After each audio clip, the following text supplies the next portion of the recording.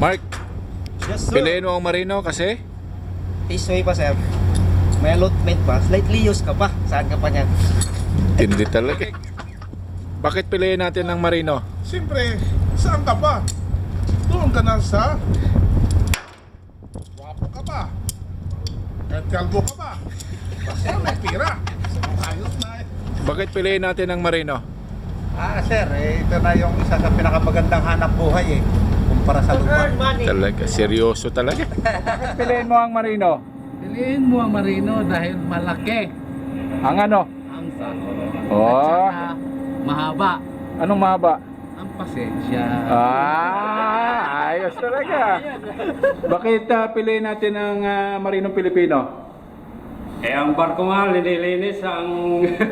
Ano? Kaya, Anong gagawin sa tao? Ang chicks mo? Jerry, bakit piliin mo ang Marino? Kasi nabasa ko ng Ano? gagandang pupuntahan ng Tanawin eh. Anong nilalabas mo? Yung mga bansa na, iba-ibang bansa na puntahan ko, magaganda. Kaya Anong number 1 na bansa para sa'yo? sa akin, Brazil. Oh, Brazil. Bakit Brazil?